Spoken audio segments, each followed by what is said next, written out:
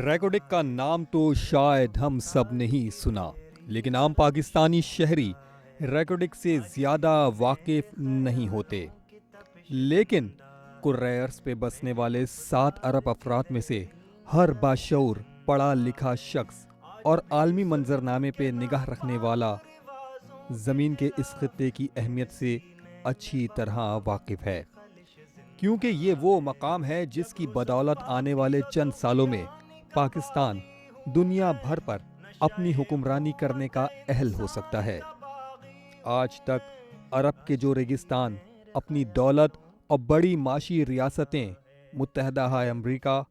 یا رشیا یا چائنا اپنے کاروباری یا سودی نظام کے تحت دنیا پہ حکمرانی کرتی آ رہی ہیں،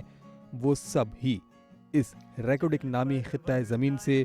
بری طرح سہمی ہوئی ہیں۔ لیکن شاید پاکستانیوں کی یہ بدقسمتی رہی ہے کہ حکام بالا اب تک قدرت کے اس تحفے سے فائدہ اٹھانے میں ناکام ہیں۔ اندرونی خلفشار، جھگڑے، وسائل کی کمی اور وفاق اور صوبوں کے درمیان حصہ بانٹی کے تنازعات کیا ہیں، یہ سب اس رپورٹ میں شامل کریں گے۔ ساتھ یہ بھی آپ کو بتائیں گے کہ سال 2023 میں اس منصوبے پہ مزید کیا کام ہو چکا ہے اور اب بہت جلد مزید کیا ہونے جا رہا ہے۔ رجیم چینج کے نام پہ اگر پاکستان میں حکومت بدلی تو اس کے بعد ریکوڈک کا منصوبہ کس حد تک متاثر ہوا، اور 2024 کے جب اکتوبر کے انتخابات کے بعد پاکستان میں ایک نئی حکومت قیام کر رہی ہے تو پھر ریکوڈک کا مستقبل کیا ہونے جا رہا ہے۔ لیکن پہلے یہ جان لیجئے کہ آخر ہے کہاں اور اس زمین کی اتنی اہمیت کیوں ہے، اور اس زمین کے اندر دفن قدرت کے اس بڑے خزانے میں کیا راز پوشیدہ ہے۔ ریکوڈک کا مطلب ریت کا بڑا ٹلہ ہوتا ہے۔ ریکوڈک ایک وسیع میدانی اور پہاڑی سلسلے کا نام ہے جو رقبے کے اعتبار سے پاکستان کے سب سے بڑے صوبے بلوچستان کے ضلع چاغی میں واقع ہے۔ یہ علاقہ 2 بین الاقوامی سرحدوں یعنی ایران اور افغانستان کے قریب موجود ہے۔ ہم سب نے یہ اکثر سنا ہے کہ پاکستان کو قدرت نے بے پناہ وسائل سے نوازا ہے، تو اب یہ جان لیجئے کہ یہی وہ علاقہ ہے جہاں قدرت نے پاکستان کے لیے انمول خزانہ چھپا رکھا ہے۔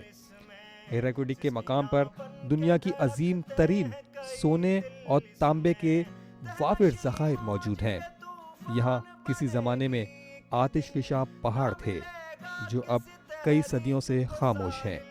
اس ریت سے بھرے پہاڑ اور ٹیلوں کے 7 مربع کلومیٹر علاقے میں 12 ملین ٹن تانبے اور 21 ملین اونس، جی ہاں 21 ملین اونس سونے کے ذخائر موجود ہیں۔ تانبے کے یہ ذخائر چلی کے مشہور ذخائر سے بھی کہیں زیادہ ہیں، اور ایک اندازے کے مطابق سونے کے یہ ذخائر مالیت 100 ارب امریکی ڈالر سے بھی زیادہ ہے۔ اس کان کی خصوصیات یہ ہیں کہ اس میں بیک وقت دنیا کی سب سے بڑی سونا نکالنے والی شراکت اور دنیا کی سب سے بڑی تانبا نکالنے کی شراکت دونوں ایک ساتھ کام کر سکتی ہیں، جس سے اس علاقے کی اہمیت کا اندازہ بخوبی لگایا جا سکتا ہے۔ آج سے 2 دہائیوں یعنی تقریباً 19 سال قبل حکومت پاکستان نے اس قدرتی خزانے کو نکالنے کا فیصلہ کیا تھا اور ایک بین الاقوامی بیرک گولڈ نامی کمپنی سے معاہدہ کیا تھا۔ کام شروع ہوا تھا اور اس وقت کے اخباروں کے ذریعے خبر آنن فانن پورے ملک میں پھیل گئی تھی کہ پاکستان دنیا کا امیر ترین ملک بننے والا ہے۔ لیکن یہ کام اس وقت ہو رہا تھا کہ جب پاکستان میں 2 بار سویلین حکومتیں قرضوں کو اتارنے کی ناکام کوشش کر چکی تھیں، جس میں ایک اسکیم قرض اتارو ملک سوارو بھی شامل تھی۔ مختصر کرتے ہوئے آپ کو بتاتے ہیں کہ یہ اسکیمیں زیادہ نہیں چل سکیں، جس کی وجہ اندرونی خلفشار تھی، اور ٹھیک ایسے ہی ریکوڈک کا منصوبہ بھی زیادہ دیر کھڑا نہ رہ سکا، اور اس کی وجہ بھی اندرونی خلفشار بتائی جا رہی ہے۔ دراصل یہ خطہ بلوچستان میں واقع تھا اور اس لیے وہاں کی صوبائی حکومت اپنا حصہ طلب کر رہی تھی، جبکہ انٹرنیشنل لا یعنی بین الاقوامی قوانین کے تحت بیرک گولڈ نامی کمپنی بھی سونے کے ذخائر نکالنے کے بدلے ایک خاص حصہ اپنے لیے رکھتی تھی۔ کچھ ذرائع اس وقت یہ دعویٰ کر رہے تھے کہ بلوچستان میں اس وقت کے مقامی قبائل بھی اس حصہ بانٹی میں برابر کے شریک تھے اور ان کے معاملات بھی آڑے آ رہے تھے۔ معاملہ اندرونی خلفشار سے باقاعدہ کشیدگی میں تبدیل ہوا۔ ایسے میں اچانک سال 2011 آیا اور سپریم کورٹ آف پاکستان نے یعنی پاکستان کی سب سے بڑی عدالت نے ایک درخواست پر اپنا فیصلہ سناتے ہوئے ریکوڈک معاہدہ ختم کرنے کا حکم جاری کر دیا۔ پاکستان میں سپریم کورٹ کا یہ حکم قانون کی حیثیت رکھتا ہے اور اس کی خلاف ورزی پر سزائیں بھی ہو سکتی ہیں۔ نتیجہ یہ نکلا کہ یہ معاملہ بین الاقوامی ثالثی عدالت تک جا پہنچا۔ اس وقت بیرک گولڈ کے صدر نے باقاعدہ ایک پریس کانفرنس بلائی تھی اور اس میں انہوں نے اعلان کیا تھا کہ بین الاقوامی قوانین کے مطابق معاہدے کی خلاف ورزی ہونے پر حکومت پاکستان کو جرمانے کی کارروائی کا سامنا کرنا پڑے گا، اور بعد میں یہی ہوا۔ حکومت پاکستان چونکہ سپریم کورٹ آف پاکستان کے حکم کی پابند تھی، اس لیے ریکوڈک پر کام بند کر دیا، لیکن انٹرنیشنل لاء کے مطابق حکومت پاکستان پر جرمانہ عائد ہو گیا۔ انٹرنیشنل کورٹ آف آرڈیشن نے پاکستان پہ تقریباً 6.4 ارب ڈالر کا بھاری جرمانہ عائد کر دیا، اور یہی بس نہیں ہوا بلکہ پاکستان کے اندرونی خلفشار کی وجہ سے لندن کورٹ آف آرڈینیشن میں بھی پاکستان کے خلاف 4.5 ارب ڈالر کا بھاری جرمانہ عائد کرنے کے لیے کیس دائر کر دیا گیا۔ جب یہ سب کچھ ہو رہا تھا، اس وقت پاکستان میں اچانک ایک نئی افواہ نے جنم لیا، اور افواہ یہ تھی کہ بڑے طاقتور ممالک جان بوجھ کر پاکستان کو اس قدرتی خزانے سے محروم رکھنے کے لیے سرگرم تھے، اور ان کی ایجنسیز نے بہت باریک بینی سے حکومت پاکستان اور بیرک گولڈ کے درمیان اختلافات کو باقاعدہ ہوا دی تھی۔ یہی وہ وقت تھا جب دوسری افواہ یہ گردش کرنے لگی کہ انہی ملک دشمن ایجنسیز کی ایما پر پاکستان میں اندرونی خلفشار نے جنم لیا، لیکن ان دونوں افواہوں نے حقیقت کا روپ اس لیے بھی نہیں دھارا کیونکہ اس کے بعد اس معاملے پہ کوئی بڑی تحقیقات نہیں کی گئیں، اور معاملہ ٹھیک ایسے ہی دب گیا جیسے ریکوڈک کے مقام پر پڑی مشینری چمکدار ریت کے نیچے دب گئی۔ چند سال یوں ہی خاموشی سے بیت گئے، اور پھر اچانک پاکستان تحریک انصاف کی حکومت نے اس معاہدے کو دوبارہ شروع کرنے کا اعلان کیا تھا، اور اس اعلان کے نتیجے میں لندن کورٹ آف آرڈینیشن میں بھی پاکستان کے خلاف 4.5 ارب ڈالر کا جرمانہ عائد کرنے کے لیے دائر کیس واپس لے لیا گیا، اور اس طرح سے پاکستان ایک بھاری جرمانے کی ادائیگی سے بال بچ گیا۔ منگل کا روز تھا،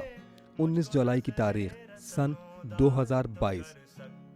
ایک بار پھر پاکستان کے لیے نیک شگون لیے سورج طلوع ہوا۔ بیرک گولڈ کے صدر نے ایک نئے عزم اور نئے معاہدے پہ دستخط کیے اور کہا کہ ماضی کو بھلا کر مستقبل کی جانب اچھے سفر کا آغاز کرنے جا رہے ہیں۔ اعتماد سازی کی فضا بحال کر کے بات چیت کا آغاز کر دیا گیا، اور اب اس نئے معاہدے میں بلوچستان کے عوام